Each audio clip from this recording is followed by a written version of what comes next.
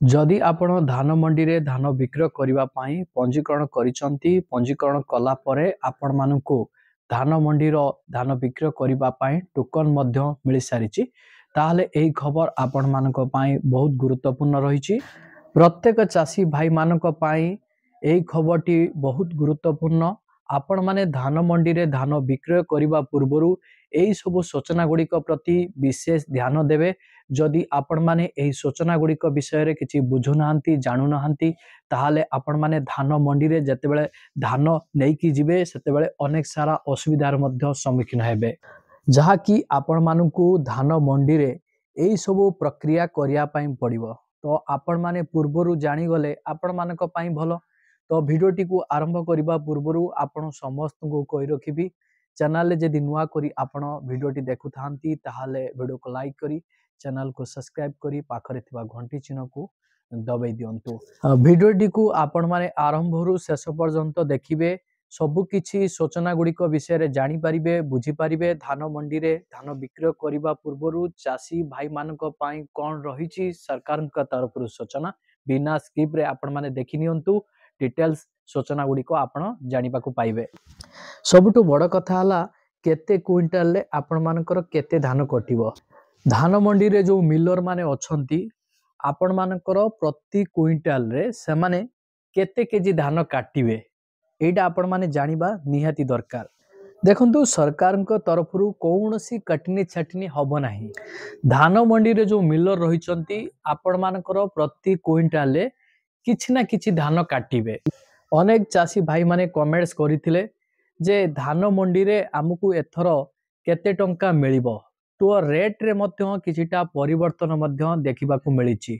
जो धान मंडी रे रेट टी को फाइनल करा जाइथिला सेही फाइनल रेट परिवर्ते एबे आपण मानकर धान रो मूल्य रो किछिटा परिवर्तन होईछि। सबुठु बड़ कथा हला चासी भाई मानकु एथर एमएसपी रे केते टंका मिलिबो ता सहित आपण मानकर इनपुट सब्सिडी केते टंका कोन रहिछि चासी भाई माने निहाती जानिबा दरकार। सरकार तरफ जो चासी भाई मानकु टोकन टी मिलिछि सेही टोकन रे केते एकर रे आपण मानकु केते क्विंटाल मिलिबो। तो परिवर्तन जानिथिबे समय समय रे हेई थाए। तो सरकार तरफ फाइनली आपण मानकु केते एकर रे केते क्विंटाल आपण धान विक्रय करि परिबे आसी जाईछि। आपण माने जानि नियंतु। संपूर्ण सूचना आपण मानकु मो गुटी गुटी करिकि जणैबी सेति पई आपण माने भिडियोटी को बिना स्किप रे शेष पर्यंत देखंतु। सर्वे प्रथमे जानंतु आपण धान मंडी रे जतेबेले धान विक्रय करिवे किछिटा सूचना प्रति आपण विशेष ध्यान देबे। फास्ट जानंतु आपण मानकर जो धान बस्ता गुड़िक रही सेही धान बस्ता गुड़िकर जो टंका आपण माने काहाकू देबे नाही। एही धान बस्ता पाई सरकार तरफ मिलर मानकू टंका दिया जाउची। ता सहित द्वितीय रे आपण मानकर एही धान बस्तार ओजन गुड़िक आपण मानकर 580 रु 700 ग्राम मध्य रे रहिबो। तापरे आपण मानकर धान मंडी रे धान उलेइबा धान को लोड करिबा ओजन करिबा ये सब बाबद को सरकार टंका देबे। आपण मानकू गोटे टंका भी दबा पाई पड़िबो नाही।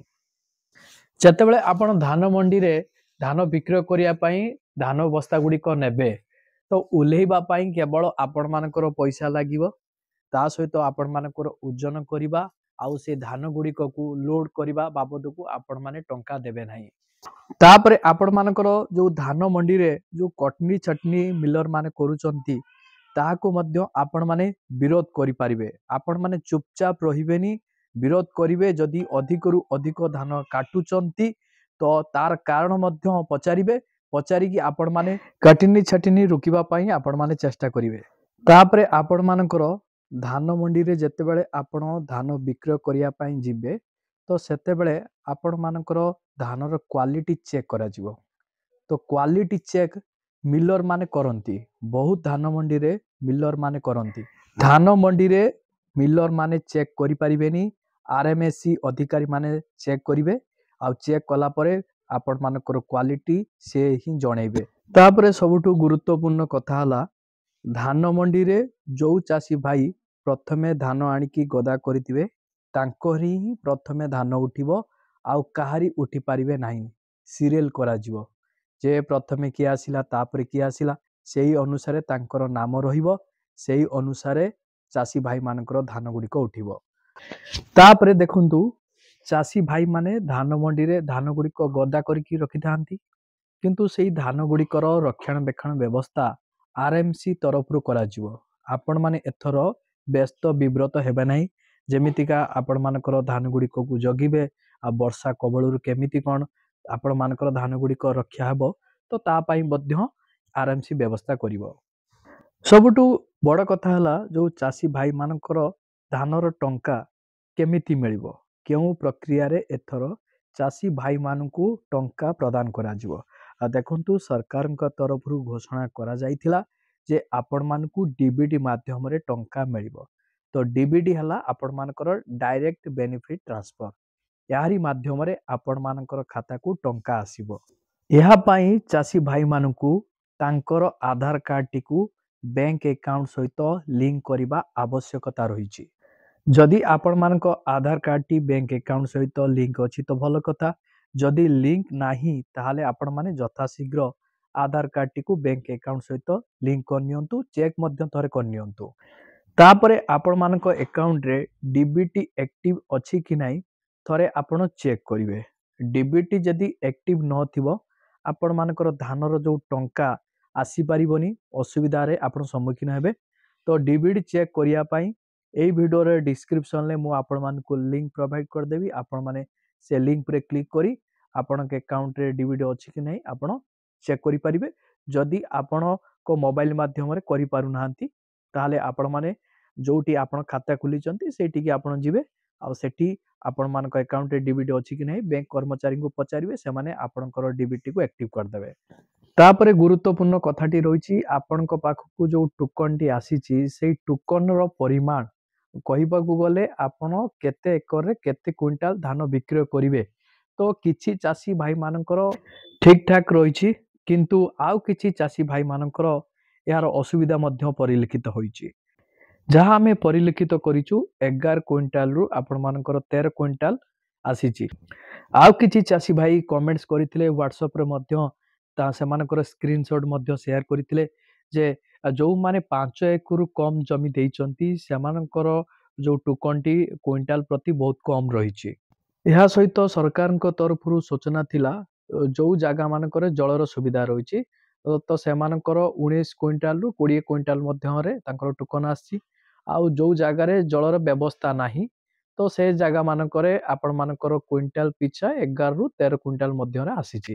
ତାପରେ ସବୁଠୁ ବଡ଼ କଥା ରହିଛି, ଯେଉଁ ଚାଷୀ ଭାଇମାନେ ଯେଉଁ ଧାନ ମଣ୍ଡିରେ ଧାନ ଗୁଡ଼ିକ ବିକ୍ରୟ କରିବେ, ସେଠି ମିଲର ମାନେ କଟନୀ ଛଟନୀ କରିବେ। ତ ଯେଉଁ ମିଲର ମାନେ ଯେଉଁ ମଣ୍ଡି ଗୁଡ଼ିକରୁ ଧାନ ଉଠେଇବେ, ତ ନିଶ୍ଚୟ ସେମାନେ ତ ଧାନ କାଟିବେ। ପ୍ରାୟ ଆପଣମାନଙ୍କର 2ରୁ 3 କେଜି ଧାନ କାଟି ପାରନ୍ତି। ଆଉ ତା ସହିତ ଯଦି ଆପଣମାନେ ବିରୋଧ କରିବେ, ପ୍ରାୟ ଆପଣମାନଙ୍କର କମ୍ ଧାନ କାଟି ପାରନ୍ତି। ସଠିକ ସେମିତି କିଛି କହିହେବ ନାହିଁ ଯେ କେଉଁ ମଣ୍ଡିରେ କେତେ ଧାନ କଟାଯିବ। ତ ସେଠି ମିଲର ଅଧିକାରୀ ଯେଉଁମାନେ ରହିଛନ୍ତି ସେମାନଙ୍କ ନିଷ୍ପତ୍ତି କ୍ରମେ। ଦେଖନ୍ତୁ, ସରକାରଙ୍କ ତରଫରୁ କୌଣସି ଆନୁଷ୍ଠାନିକ ଭାବେ ଘୋଷଣା କରାଯାଏ ନାହିଁ MSP କେତେ ରହିବ। ତ ଆଶା କରାଯାଉଛି 2369 ଟଙ୍କା ରହିବ।